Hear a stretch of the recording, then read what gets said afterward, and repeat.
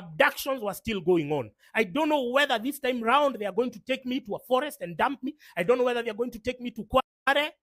I don't know whether they are going to take me to River Yala. I don't know whether they are going to take me to Juja, because I can't trust a cop. And the judiciary, everyone seems to be okay. They have no problem, because don't forget me, I'm not a capital offender. I'm not a fucking capital offender. I'm not a killer. I'm not a rapist. I'm not a human trafficker. I'm not a scammer. I've never stolen anybody's penny to warrant now me being arrested outside Milimani law courts. I've never had any condemnation from the Law Society of Kenya. I've never had any condemnation from the judiciary. So this practice happens. It's just that it's happening to me and I have a voice. I can speak, I can relay, I can express my disgust at the deteriorating state of Kenya's democracy. Remember, I told you, Kenya right now is a one-party state de facto. It may not be official, because what have they done? They have captured all the tenets, all the structures, all the whatever of democracy, all the levers of democracy. They have bought the opposition. Raila Odinga, you've seen him there shamelessly. And his propagandists, they've become more of Ruto sycophants than Ruto sycophants. If you see the people who are seeking now for the regime, it is Raila hoodlums. It is Raila bloggers. It is Raila bootlickers. And we are going to discuss my case. We are going to discuss elements of my case. We are going to discuss how it started, the preamble, everything, all the dynamics, so that you can be appraised of what is going on with our investigative teams, with the judiciary. So on, if I'm not wrong, July 16th, that's when the DCI first arrested journalist Macharia Gaitho. He was driving from his home in Kerarapon, Karen, driving into town. When he got somewhere, they started trailing him, and then he drove into the police station, and then they abducted him right inside the police station. Luckily, his son was there taking the footage. It was circulated, and immediately, the police were able to say or to clarify that they were not looking for Macharia Gaitho. They were looking for Francis Gaitho because of a tweet I'd made. What was the tweet about? I was just poking holes into the explanation that had been given by the DCI about the bodies which had been found in Kware, dismembered bodies which had been wrapped in, carefully wrapped in the same model, using the same material, using the same kind of like, kamba, using the same kambas. So I was just saying that this is odd. This is oddly suspicious. How can there be such uniformity and you say you don't know? While at the same time, we've been talking about the missing persons. I think at some point LSK tried to do some documentation, but there has been a systematic, deliberate, choreographed attempt to suppress the actual numbers of those who've been missing, those who've been declared missing. And so the numbers, perhaps, which are being bandied around by the media and the Kenya National Human Rights Commission could not be the actual ones, because we have not even given the relevant agencies the space to pursue the actual tallying. We need to verify how many people have been missing. So most of the family members have also been sold for fear. They are not speaking out. So that's what I was poking holes into. I was like, yo, whatever you're telling us, the character that you're giving us could not have had the whatever, the specialization, could not have had the sophistication to have executed all of that, because it's not easy. Remember, when we were looking about dismembered bodies, there is this Saudi journalist called Jamal Khashoggi. And Khashoggi had needed, like, I think 8 people to dismember one body. 8 people. And they were huge guys. They dismembered it and then they moved it with paper bags. If you remember those, the investigations and the CCTV footage that was shown at the time. So you're telling me one man did for all those bodies, because from what we are told, they probably even haven't exhausted. They've never exhausted retrieving all the bodies, because even the well-wishers, even the volunteers who had, undertaken to go down the swamp or to go down the quarry and retrieve the bodies, they started even themselves receiving death threats. So we've never really ascertained the actual numbers of the people who've been missing. So I was poking holes into, and I don't understand which country the DCI people think we are living in. This is Kenya. Kenya is Marwa. Whatever you say should be challenged. It should not be, it cannot be unchallenged. Why shouldn't it be unchallenged? Why, if you're so confident with your investigations, then why are you so concerned? Why are you so threatened about a blogger who is poking holes into your story, which is not making sense, which is not adding up? So, knowing that, I did a tweet. One of the tweets went viral, and then that's when they started looking for me.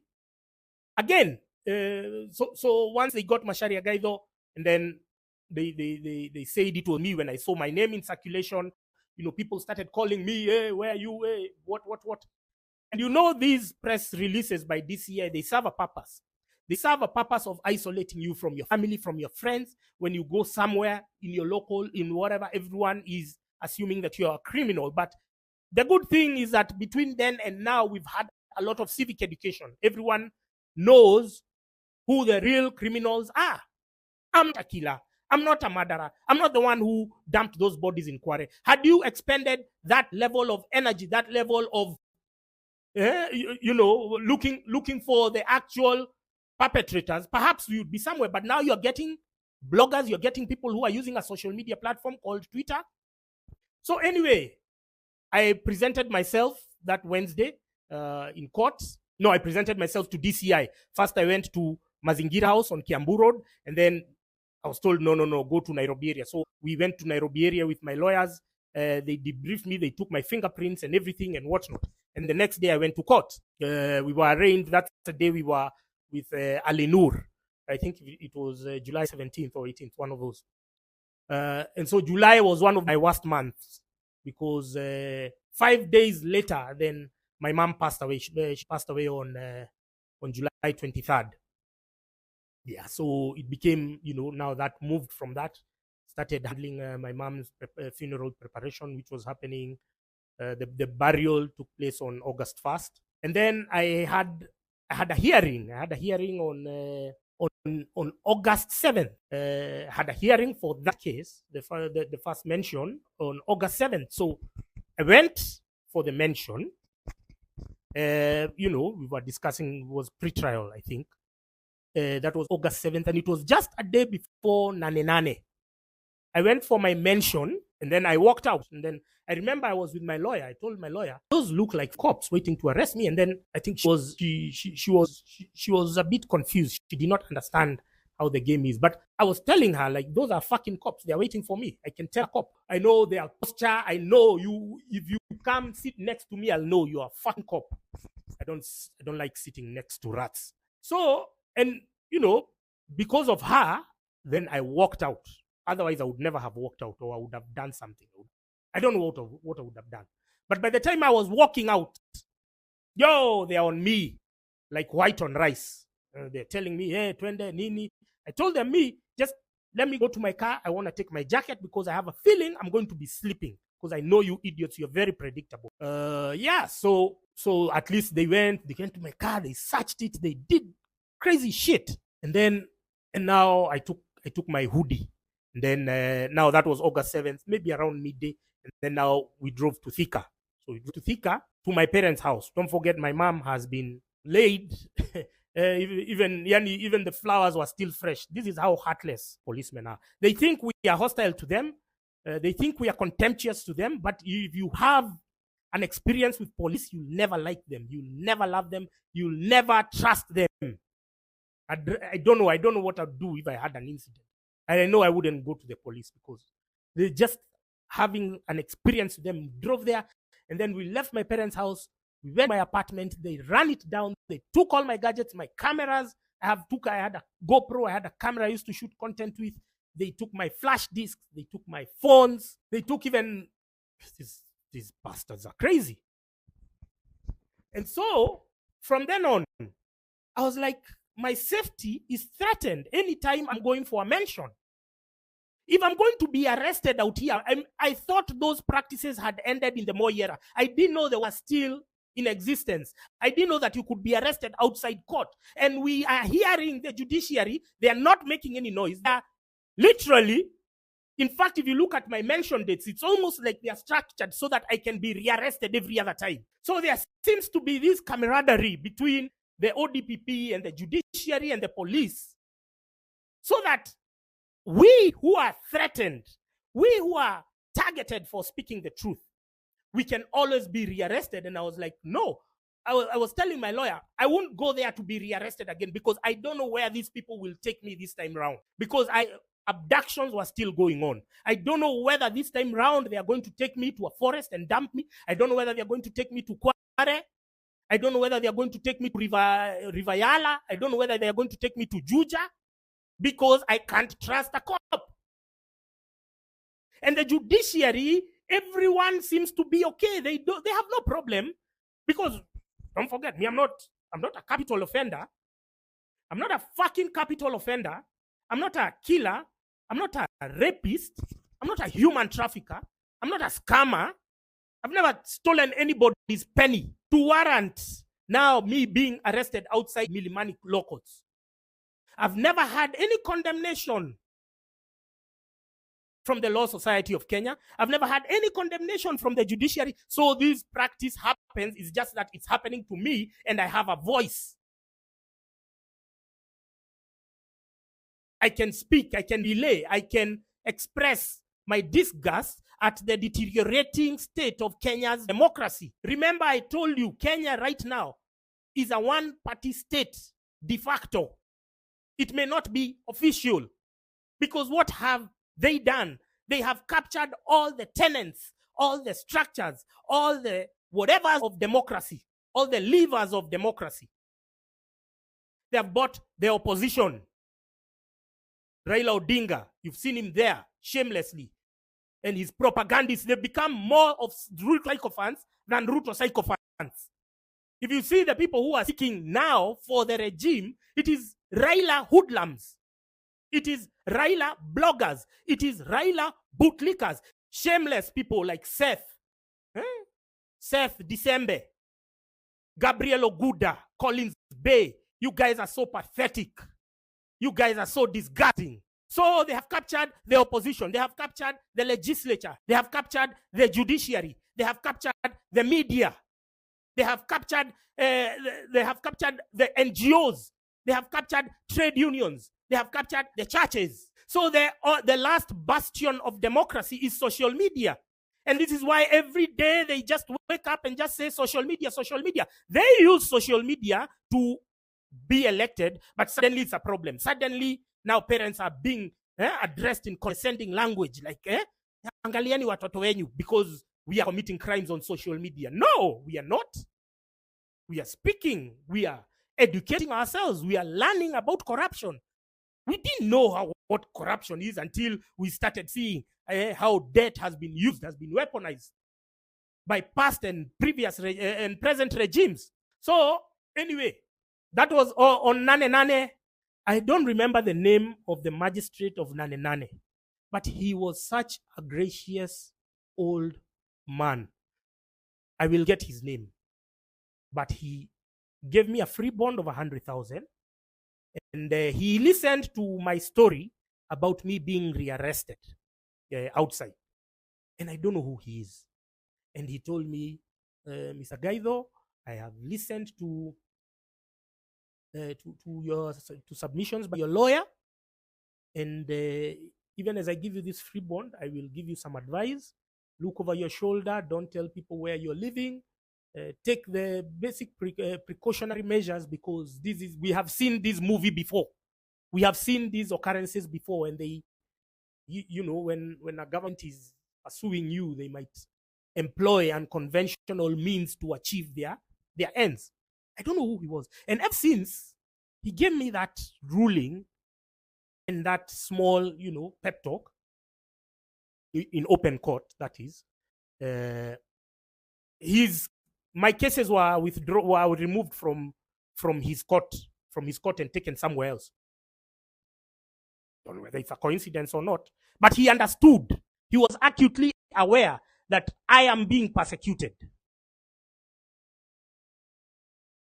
So that was nane on itself. My case was terminated, was completed by around 1, because the judiciary halls were empty because there was going to be protests. So they were conscious about protests and everything. So they arrested me before the protests. Also, that was another coincidence. So I was like, I don't want to go to court, because these guys, they were already taunting me. They were already telling me in the vehicles, wananiambia wewe uko na kesi mingi, uko na kesi mingi. Tunaenda tu hivi. They told me they have a big box, so wanaingiza mkono hivi kama the raffle. You've ever seen that raffle? They check tushike ya huyu, because there are so many complaints, because you have been making it big deal to arrest bloggers. So everyone who has an axe to grind, everyone who cannot understand the border, facilitations of the constitution now thinks, well, we can go to DCI. So they go and file complaints, obviously. So, and all of these are people, all of these are, I only tweet about government officials.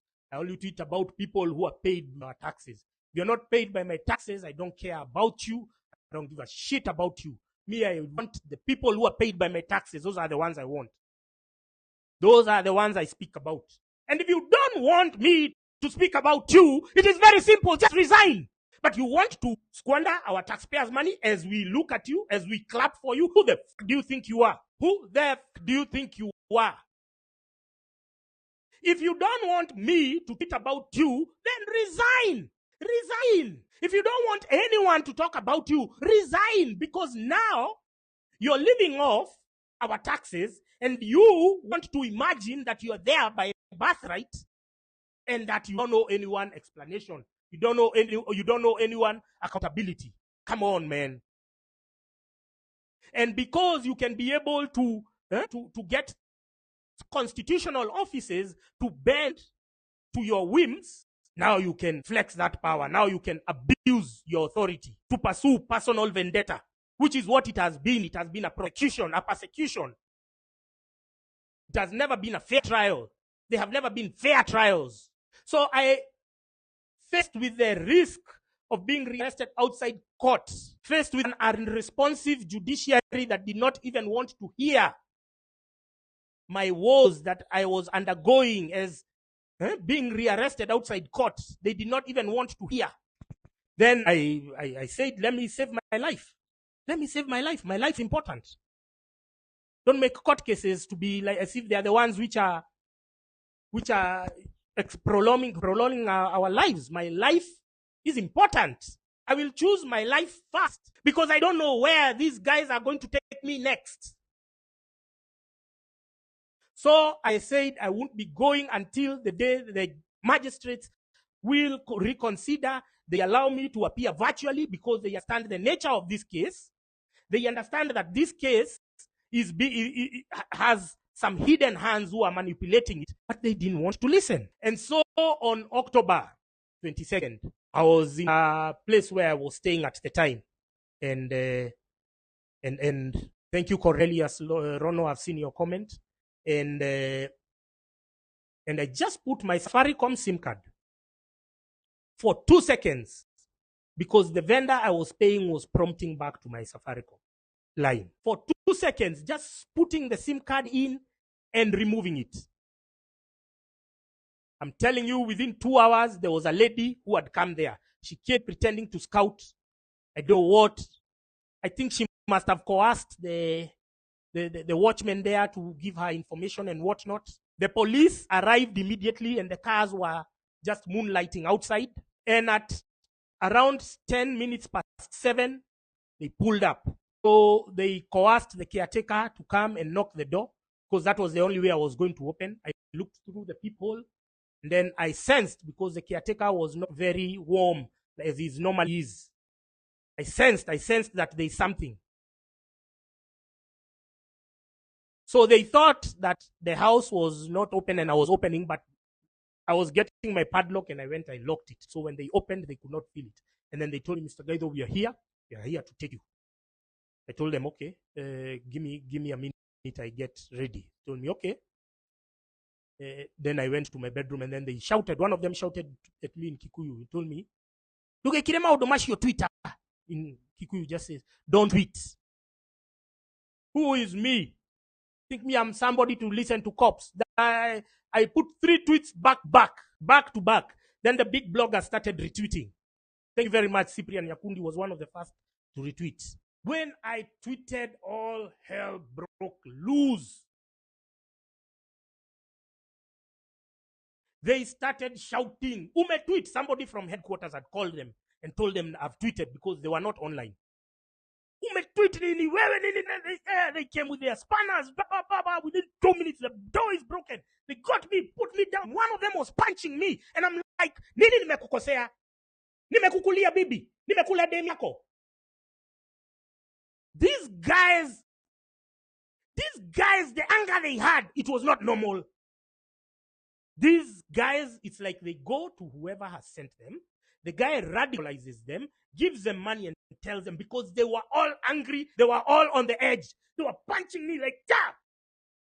And I'm like, Nini, am I a criminal? Am I a thief?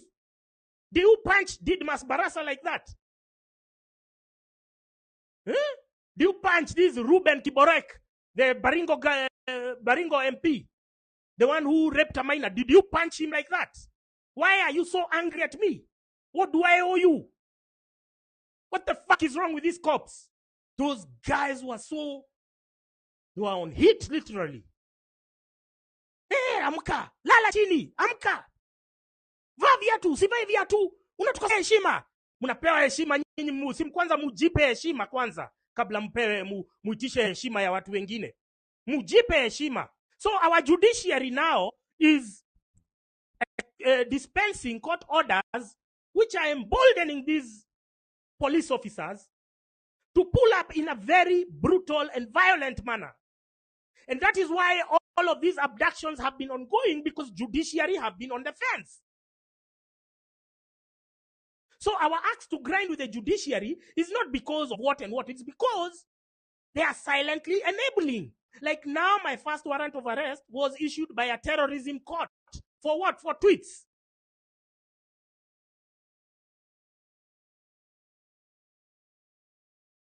For tweets.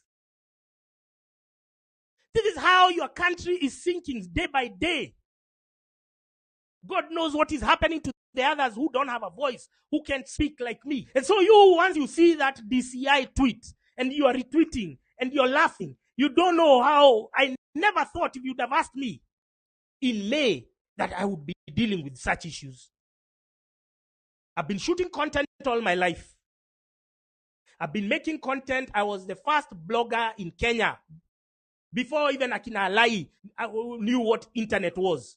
I started making my first blog, which was a football blog called kenyafootball.com, in 2003. Ask the sports journalists, they'll tell you. And I've been blogging all my life. And if you ask me that we are going to get to a point where I am standing in front of a magistrate to defend my tweets, Jesus, I would have slapped you and told you this is fiction. This is a story you're cooking on my behalf or something. So they took me to Kamukunji the next day, because I had 2 court cases. I went back to back. I went to this court and this other court. And I was released.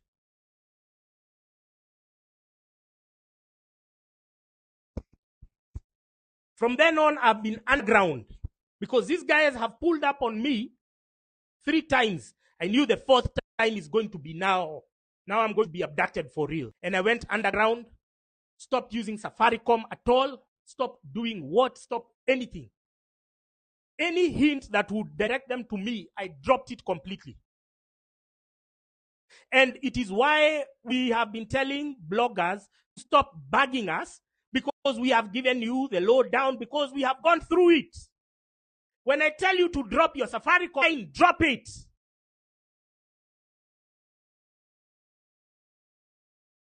When I tell you to do this, don't trust X, Y, and Z individual. Don't.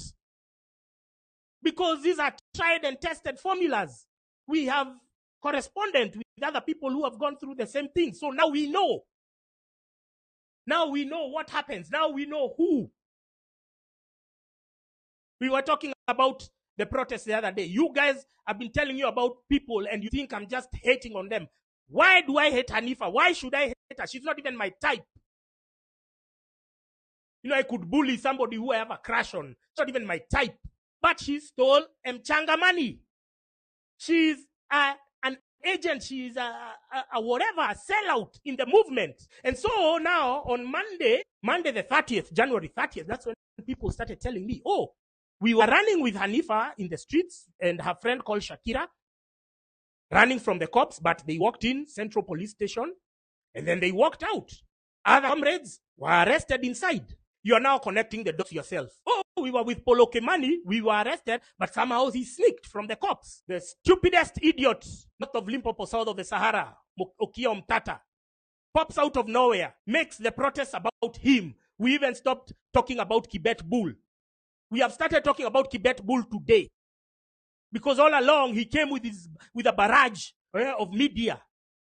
And all of them were just like, Omtata. We even thought about Kibet Bull. Please, Okiya Omtata, if you're going to come for the next protest, because all Kenyans are welcome, please leave your media at home. We don't see you.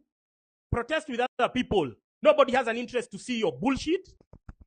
Okiya Omtata, you have become such a liability to the cause. You and Boniface Mwangi, I don't know what interest you have to keep us suspended in a state of economic and financial and constitutional despair. What are you gaining, Okiya Omtata? What are you gaining by working with Ruto to come and undermine the movement? Why are you doing so much joy? We try to shed you off, but you find a way to sit and meander in. We try to get rid of Hanifa. She still tries to find her way in. We tell Osama Otero we don't want him. He still finds a way of sitting and trying to create his own schedule of protests. Is it the thrill? Because it can't be the money. You guys don't look like you have money. You know you can't hide money. You can't hide money. You guys don't look like you have money. And even if you did, it is your money does not help us, does not help anyone else. So why do you have an interest, Okiya Omtata? What the f is wrong with you? I'm younger than you and I am questioning you. I have to tell you to use your common sense. Okiya Omtata, we don't want you in the protests because you are hijacking and diverting attention from the actual cause. The cause on Monday was Kibet Bull and his comrades. You came here, turned it into a spectacle, turned it about yourselves. Now people are coming to see you in the police stations, and then you're following them. And then Morara and Hanifa have this more cockfight. They are fighting there, pretending they're arguing. All of those are hemorrhaging attention from the protests.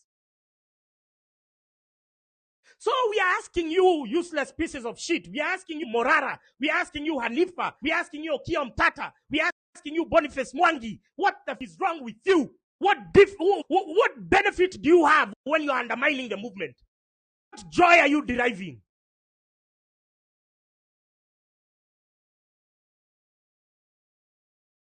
You come there, we've convened protests. We are telling people it's about Tibet. You've come there with your cameras. The cameras, the media, they are so lazy, they are so stupid. They're media idiots.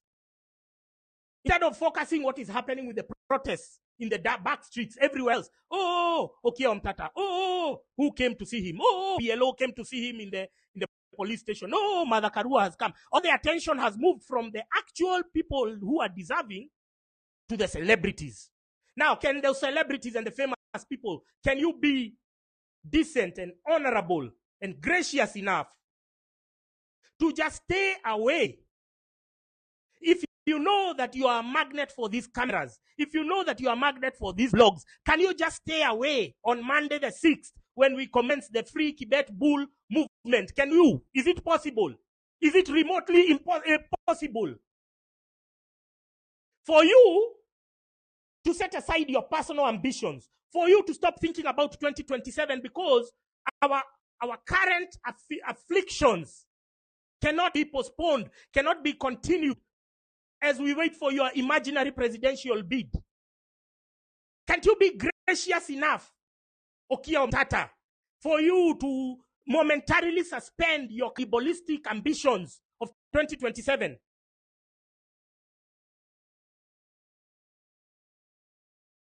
And you say, now is all about Kibet Bull. Now is all about the abducted boys. Now it's not me to come and try and score some few brownie points with the media. Okay, Omtata, we've been talking about your role in Kibet Bull's disappearance. There are many unanswered questions. Number one, he came to see you on December 24th. You only acknowledged it on December 25th, Christmas Day, after I tweeted, after I linked you to his disappearance. We cannot unsee that glaring evidence. We cannot, Okia Omtata. No. Me, I cannot. Other people can. Me, I can't leave you. You, I can't leave you. And then over and above that, you're coming to do stance in protest. Mokia Omtata siwezi kuacha. Cannot leave you. Tuko na wewe, bumper to bumper. Maybe you're even behind my judicial issues, because I hear you have cartels here in the judiciary. You met him on December 24th. December 25th is when you acknowledged. December 27th is when now you released footage of the CCTV of the Subaru. So 36 hours to acknowledge that he was in your office, 72 hours to acknowledge and to start telling us that he was abducted, and we noted a suspicious Subaru which had one of those communication gadgets and surveillance gadgets on the rooftop. So you took all that time. Why? You should have made noise before. You should have made noise on December 24th. Maybe a lot could have been salvaged. Maybe we could have disrupted the people who had ill intentions. But you waited. And then now you go to court. Hey, I'm getting a court order. They have to be presented. We've been given, they have to be presented in 7 days. Now, worst case scenario, if these boys have been murdered by Abel Rotich. Worst case scenario. Will those court orders bring them back to life? No. The only problem, the cops have gone ham on me. When I had an arrest warrant, there was one issued in August. They sat on it for 2 months until they came to arrest me in October. So 2 months. But this one, you can see it's dated 23rd, but they have published it today, January 2nd. Why? Because yesterday we unveiled somebody called, you had him, Abel Rotich. Abel Rotich, together with, he's a retired major. He had vied as a member of parliament in Soy constituency in 2017. He's working with a team. We were named, yesterday I named 2 KDF officers, not there in official capacity, working undercover. They are on the 21st floor of Cooperative Bank House. They are disguised as a South Sudan peace team, peace committee. So you're asking yourself, how can a South Sudan peace committee have all staffers hailing from the Nandi sub-tribe? You understand? These are the dots that these guys don't want us to connect. These are the questions they don't want to hear, because they think that we are living in a dictatorship. Now, if other people have resigned their fate into accepting the dictatorial nature of Kenya Kwisha shit, it's not me. Neither I know it's not you. That's why we are giving them problems on social media. Because now that the algorithms are freeing up and our messages can be heard, we no longer have the state-sponsored parrots dominating the narrative. Now we have very many people who can question whatever information they throw at us. And so I was tweeting earlier, I was saying, the only reason why these guys call cops on us, the only reason why they call cops on us, it is because we have outdone them, we have outshined them in the game of banter. Now Akina David D, because they are the apex of the propaganda period. David D, Hussein Mohammed, Dennis Itumbi. Because we have outdone them and outshined them in banter, then they call the cops on us. They call the cops on us. They are like those kids who used to be bullies the first boy. A guy comes, says, tuanze mchongoano, mkianza mchongoano hivi, the guy goes and tells the teacher. The moment he starts seeing that they are losing ground. That is it. You are unable to manage banter. You have been given a job to handle us for banter. You are unable. Now you call the cops to kill us. How shady can you be? You're very entitled pricks. You are even incompetent. Even in simple things like banter, you have to resort to using police force, police brutality to try. If you silence me, you think there is nobody. You think the people who listen to me do so because they are coerced. No, it is all voluntarily because it's a battle of wits. I present my views, you present your views. The plenary makes their own independent assessment. Now, if they seem to gravitate towards my theory, then you shouldn't feel bad. You should work on your presentation. Perhaps it's the language. Perhaps it's the, mediocrity. You guys have embedded mediocrity. It is embedded in your DNA. You are the custodians of malfeasance. So just because we have outdone you, we have outshined you in the field of spin, in the field of banter, now you resort to underhand tactics. Let me tell you, useless pieces of shit, the Kenya Kwisha shit show. I was never an activist. I used to do football. That was my life.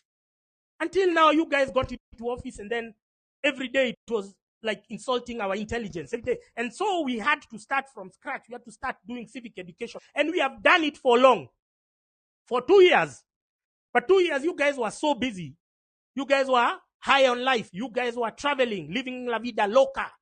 It was just hood rats, Dubai, everything. Up until June 25th happened, that's when, oh my God, you mean, oh, people don't love me anymore. The people don't want my stories anymore. That's when you got shocker. But the civic education started in 2022 when you guys got into office. We've already finished that phase. Everyone now knows you cannot overturn it. You cannot undo it. Because knowledge and information is power. Once somebody has acquired it, it is difficult for you to return them to where they have been, to the dungeons of darkness and political ambiguity prevalent in the modern era. So that one, everyone already knows. Everyone already understands where our problem is. That's why when you are trying to push the tribalism narrative, it is not going through, because this thing, 2 years when you guys were just banjukaing, you were just traveling, twende hapa, twende huku. It was just city to city. You guys were barely in Kenya. Ruto was barely in Kenya. Guys were doing civic education. Guys were huko bunge la wananchi. Guys were where? Guys were here, everywhere, through social media. So you guys last minute, when Raila is coming in, now he's turning it into a Kikuyu Luo affair, and then he marshals his propagandists. He sees Gabriel Oguda. He gets Seth December Dikembe. Dikembe, you saw him there telling me, I have been in the hallway fighting for your right. Dikembe, what have you? You have never even been to court. You are just a yapper on social media. You guys have never been even in streets for ODM protests. You've just been taking credit for other people's work. And so this year has been the year of debunking myth. 2024, sorry. Because for long they had perpetuated the myth that Raila is the only person who can convene maandamano in Kenya. Pole kwako. We even had a useless bastard called Boniface Mwangi and his idiotic kokaka friend called Osama Otero saying, protests cannot happen in Nairobi without us. Please, our anger cannot be franchised, cannot be conceded to other people. Your anger is not my anger, but we all have our collective vision that we all know how William Ruto has shattered us, has screwed us. You are employed, you know how much your taxes are going to be. They are going to be soaring on the 49% range. The mamambogas, they know. The bodabodas, they know. Everyone knows mahali Ruto amekufinyia. So my anger is not transferable. My anger cannot be postponed, or my pursuit for justice cannot be postponed. I cannot wait for you because you think you're the custodian. You think you're the activist. You're the shit that I have to wait until the day. And so that now we get a culmination of another June 25th moment, and you now, at the touch of a fingertips, you now tell people, go home, which is what Boniface Mwangi did on June 25th. Go home. And you being cows, you went home. You being livestock that you are. All you needed to do was to sacrifice another 24 hours. Ruto was gone. But no, that was a tall order. That was too much to ask. My bed is calling. They were coming for you, smoking you out from your homes. You're the right people. I saw you on 31st. You are on the roundabout. Why didn't you march to CBD? You marched to CBD, man. Kericho people, I saw you on the road. Beautiful scenes. I saw Kisii people on the road. I told you, why didn't you march to your governor's house? Why didn't you march to your MP's house? Why, if you know your MP is a bootlicker of Kenyakusha shit show, you should have marched there. So this model of protesting that Boniface Mwangi has planted in your minds, that you have to protest with a timetable and then beba simu imagine a flag. Una beba simu imagine a flag, a fucker who is coming with guns. They're coming with a water cannon. They're coming with tear gas. No. You carry pepper spray. You carry your taser. You carry your knuckle, that chuma unaeka kwa knuckle. If a DCI fucker gets you in the streets, you will punch it. There's a young kid I've been sharing his video there. He's been talking about making Molotov cocktails. You should be watching that video. If it was an illegal video, TikTok would have pulled it down. But these are the tools. Because we cannot rely on diplomacy, because we are not dealing with diplomatic people. Are they abducting us diplomatically? Are they stealing money diplomatically? Are they ruining our opportunities and future diplomatically? In fact, they are stealing, they are abducting, they are doing all sorts of things under the sun, and they still have the audacity to, when they get the microphone, to insult us. Over and above, rubbing salt on the wound. And so you think diplomatically we are going to have an amicable resolution? No, it's time to go the militant way. Would Kenya be an independent state if the Mau Mau did not adopt a militant approach? It was Mau Mau's militancy that triggered even calls for independence in other African countries. It had inspired. And those days we didn't have even the radio or the social media and everything. But people would still get the information. So when you go to the streets, your work is not following Okia Umtata, talking his bullshit, singing his nonsensical songs that he's been singing for the past 15 years. Your work is not going to look for Boniface Mwangi where they are. Your work is not going to look for Hanifa. Your work is not going to look for Shakira. Your work is to be in the back streets, not chasing the media there. You want to be seen because you think some donor exists somewhere to give you money, donor money. Now we need to build our own economic reserves. Ramp up our potential. We can do it. We have the money. We cannot rely on handouts given to activists. So your work is to be in the back streets, engaging police in running battles. And I've told you the citizen to police ratio is so bad that if we have you downtown, another one there, another, they'll be so stretched. You'll have circled them. You'll have commandeered them to surrender, to lay down their arms, tie their hands and frogmat them, because they are few. But all of you, if you go to one place, are you crazy? Go to downtown, engage them in running battles, light a fire, block the road so that their cars cannot pass, set them up for trap. Once they get into a trap, boom, kaboom, you know what to do. Cocktails, get them mixologists. Have a mixologist amongst you. We have to go militant because these guys, have you seen what they've done to the kids? They're abducting them. Did you see the CCTVs when they were picking up Peter Moteti from... the guy didn't have time to speak. Did you hear NTV last night where they had somebody narrating that they rocked into his house, assuming that he's Kibet Bull. They went and woke him and his wife in bed. How disgusting is that? And then they went, woke up the kids. The kids are crying. His wife is almost collapsing. She could not even breathe. It was on NTV. Did you see a church in Nyandarua? They were lobbed for tear gas. It was giving Kiamba 2007. The way people were burnt in a church. That is the direction we are all heading. If you don't do something about it. So when we get to Monday and we are protesting, I don't want to hear some stupid business people saying, ati maandamano inatuharibia biashara. Wewe, buongea hivyo tena. Wewe bufungua kazi, Monday uone. Fungua kazi. Kama wewe umetahiriwa. Maandamano inatuharibia kazi. Maandamano inatuharibia kazi. Umbwa wewe. Let me tell you, your economic prosperity, your money, your sales, your turnover will not begin where my lack of freedom, lack of economic prosperity, my court cases begin. Or my freedoms end. So your prosperity will not begin where my freedoms end. Please, get that in your thick heads, you business people. You seem to imagine that the Kenyan economy is built on those idiots who import shit from China, and they are the ones who've been holding us hostage, telling us we should not pursue our civic duties because they have to make money. Musituambie hivyo tena.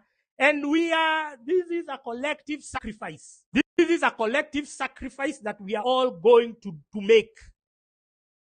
The business people, the activists, we want you to transcend your parochial interests, your cannibalistic agenda. We want you to stay aside. We don't want you to hog the limelight. We don't want you to speak on our behalf. You have spoken for 15 years. We have not seen any yields. Within the last 15 years that Okiya Omtatah and Boniface Mwangi have been activists, with the same period that we have seen a degeneration, we have seen a regression in our fundamental constitutional and human rights. We have seen economic decay. Yet they have still been activists in the same duration. So your strategy has been tried and it has been tested and it has proven that it is a failure. So can you just be decent and honorable enough to now not turn protest to be about your fucking selves? Nobody cares. Nobody gives a shit about you, Boniface Mwangi. Nobody gives a shit about you, Okiya Omtatah. Can you now step aside and stop hogging the media limelight? Can you stop bringing your paid journalists to just focus on you and not the protesters, not the cause that is being championed at the day?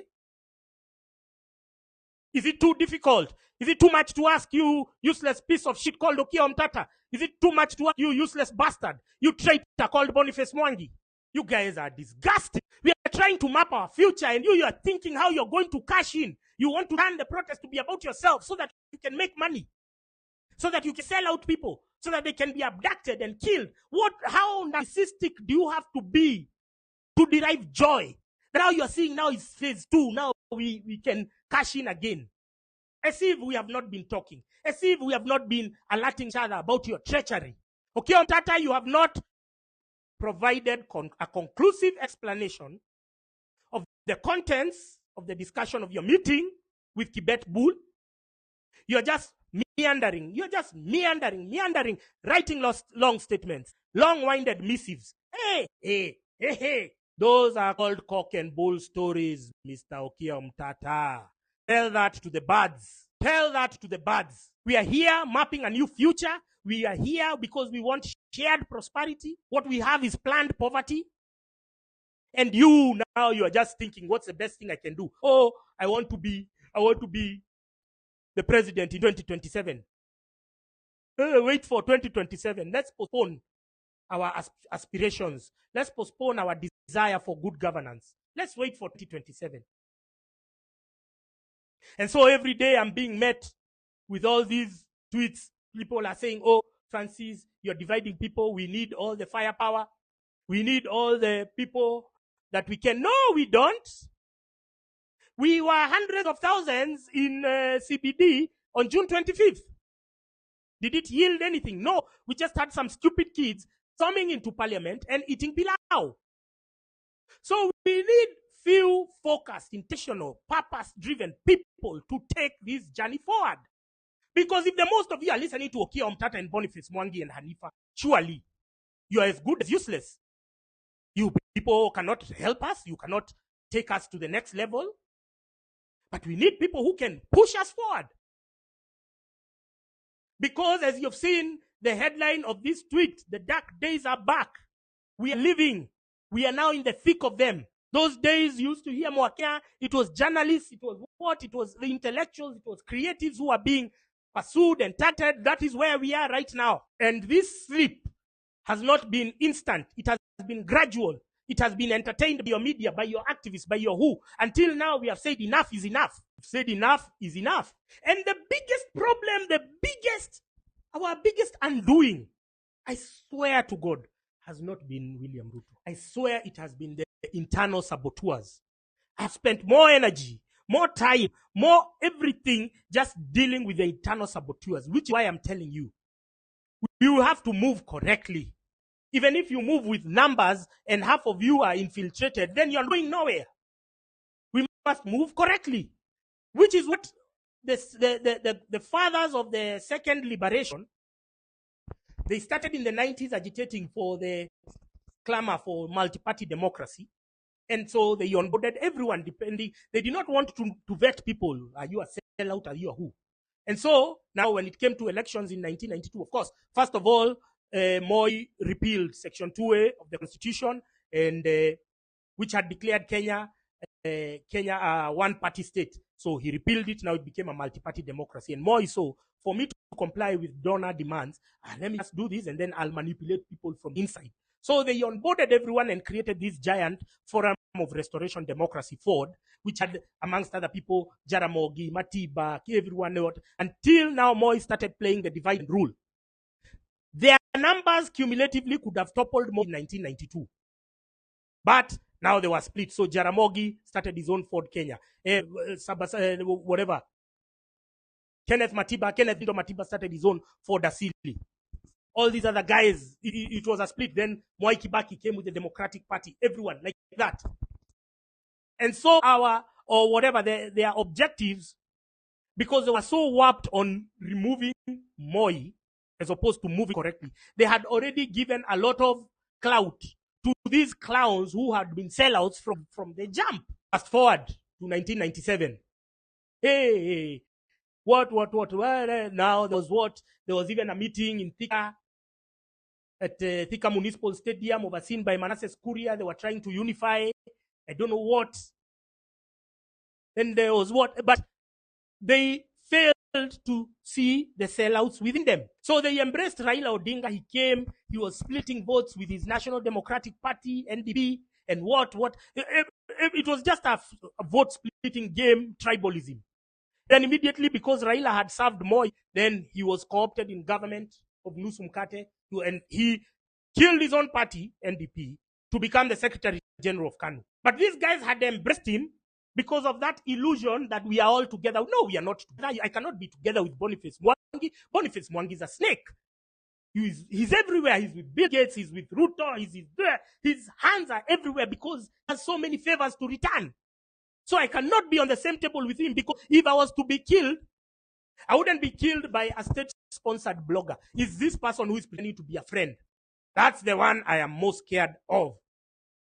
I don't mind. I can have a drink with state-sponsored bloggers because their loyalties have already been, made public. But these ones who are here, who are there, Boni is with Bill Gates, then he's with Ruto, then you're seeing him at a meeting with Felix Koskei, then you're seeing he's so everywhere. You don't know where his loyalties lie. You don't know where he stands. That's the guy I wouldn't have a drink with myself.